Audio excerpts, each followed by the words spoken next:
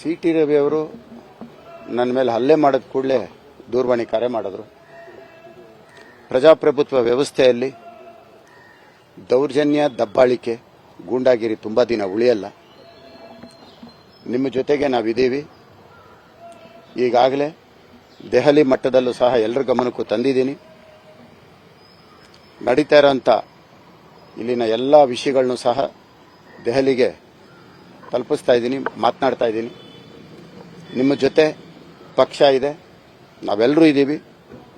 ಧೈರ್ಯದಿಂದ ನೀವಿರಿ, ಎದುರುವಂಥದ್ದೇನೂ ಇಲ್ಲ. ಒಬ್ಬ ಶಾಸಕನ ಹಕ್ಕನ್ನು ಕಸ್ಕೊಳ್ಳೋದಕ್ಕೆ ಹೋಗ್ತಾ ಇದ್ದಾರೆ. ಒಬ್ಬ ಶಾಸಕನ್ನ ಕ್ಷೇತ್ರದಲ್ಲಿ ಬರಬಾರದು ಅನ್ನೋಂಥ ಒಂದು ಸಂಚು ಮಾಡ್ತಾ ಇದ್ದಾರೆ. ಬಹುಶಃ ಇಡೀ ಭಾರತದಲ್ಲಿ ಒಬ್ಬ ಶಾಸಕನ್ನ ಕ್ಷೇತ್ರದಲ್ಲಿ ಬರಬಾರದು ಅಂತ ಮಾಡ್ತಾ ಇರೋದು ಇದೆ ಮೊದಲನೇದು. ಯಾರೂ ಈ ಥರ ಮಾಡಿಲ್ಲ. ಪ್ರಕರಣಗಳು ದಾಖಲಾಗುತ್ತೆ, ಕೋರ್ಟಲ್ಲಿರುತ್ತೆ. ಕೋರ್ಟ್ ತೀರ್ಮಾನಕ್ಕೆ ನಾವೆಲ್ಲರೂ ಭದ್ರಾಗಿರ್ಬೇಕಾಗತ್ತೆ. ಅದಕ್ಕೆ ಉದಾಹರಣೆ ಡಿ ಕೆ ಶಿವಕುಮಾರ್ ಅವರು ಸಹ, ಅವ್ರ ಮೇಲೂ ಪ್ರಕರಣಗಳು ದಾಖಲಾಗಿ ಅವರು ಸಹ ತಿಹಾರ್ ಜೈಲಲ್ಲಿದ್ದು ಬೇಲ್ ಮೇಲೆ ಬಂದು ಅವರು ಕೇಸ್ಗಳು ನಡೆಸ್ತಾ ಇದ್ದಾರೆ. ಅವರು ಕ್ಷೇತ್ರಕ್ಕೆ ಹೋಗ್ತಾ ಇದ್ದಾರೆ. ಅವ್ರ ಕ್ಷೇತ್ರಕ್ಕೆ ಅವ್ರು ಹೋಗೋದಕ್ಕೆ ಅನುಮತಿ ಸಿಗತ್ತೆ. ನನ್ನ ಮೇಲೆ ಹಾಕಿರೋ ಪ್ರಕರಣ ಕೋರ್ಟಲ್ಲಿದೆ. ಸತ್ಯ ಹೊರಗಡೆ ಬರಲಿ.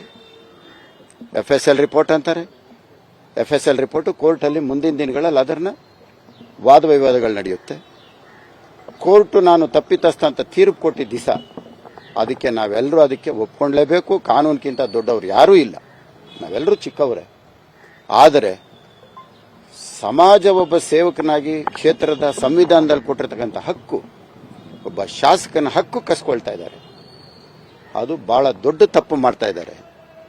ನನ್ನ ಮೇಲೆ ಹಲ್ಲೆ ಮಾಡೋದು, ನನ್ನನ್ನು ಎದುರಿಸೋದು, ಕ್ಷೇತ್ರದಲ್ಲಿ ಬರದೇ ಮಾಡೋದು, ನನ್ನ ಬಗ್ಗೆ ಕೆಟ್ಟ ಪ್ರಚಾರ ಮಾಡೋದು, ಇವೆಲ್ಲ ಮಾಡ್ತಾ ಇದ್ದಾರೆ. ನಾನು ವಿರೋಧ ಪಕ್ಷದವರಿಗೆ ಮತ್ತೆ ಇಲ್ಲಿನ ಶಾಸಕರಾಗಲೇಬೇಕು ಅಂತ ಆಕಾಂಕ್ಷಿಯಾಗಿರ್ತಕ್ಕಂತಹ ಒಂದು ಹೆಣ್ಣು ಮಗಳು ಕುಸುಮಾಗೊಂದು ಕಿವಿ ಮಾತು ಹೇಳ್ತೀನಿ. ಈ ರೀತಿ ಇದಕ್ಕೆಲ್ಲ ಪ್ರಚೋದನೆ ಕೊಡಬೇಡಿ. ನೀವು ವಿದ್ಯಾವಂತರು ಅಂತ ಹೇಳ್ಕೊಂಡಿದ್ದೀರಿ. ನಿಮ್ಮ ಬುದ್ಧಿವಂತಿಕೆಗೆ, ನಿಮ್ಮ ವಿದ್ಯಾವಂತರಾಗಿರೋದಕ್ಕೆ ಇಷ್ಟು ಕೆಳಮಟ್ಟದ ರಾಜಕೀಯ ಮಾಡಕ್ಕೆ ಹೋಗಬೇಡಿ, ಒಳ್ಳೇದಲ್ಲ. ನೀವು ಕ್ಷೇತ್ರದಲ್ಲಿ ಒಬ್ಬ ಶಾಸಕನ, ಇವತ್ತು ಸಚಿವರು ನಿಮ್ಮ ಕೈಯಲ್ಲಿದ್ದಾರೆ, ಮಾಜಿ ಸಂಸದರು ನಿಮ್ಮ ಕೈಯಲ್ಲಿದ್ದಾರೆ.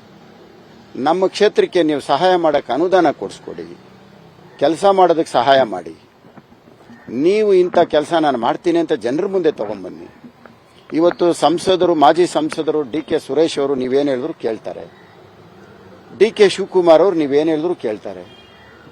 ಯಾಕಂದ್ರೆ ನೀವು ವರ್ಗಾವಣೆ ಪತ್ರಗಳನ್ನೆಲ್ಲ ಕೊಡ್ತೀರಿ ಅಂದ್ರೆ ನಿಮ್ಮ ಮಾತು ಕೇಳ್ತಾ ಇದ್ದಾರೆ. ನಮ್ಮ ಕ್ಷೇತ್ರಕ್ಕೆ ನಿಂತಿರೋ ಕೆಲಸಗಳನ್ನ ಮಾಡಿಸ್ಕೊಡಿ. ಮುಂದಕ್ಕೆ ಸಮಾಜಕ್ಕೆ, ನಮ್ಮ ಕ್ಷೇತ್ರಕ್ಕೆ ಒಳ್ಳೇದೇನಾಗಬೇಕು ಅದನ್ನು ಮಾಡಿಸ್ಕೊಡಿ.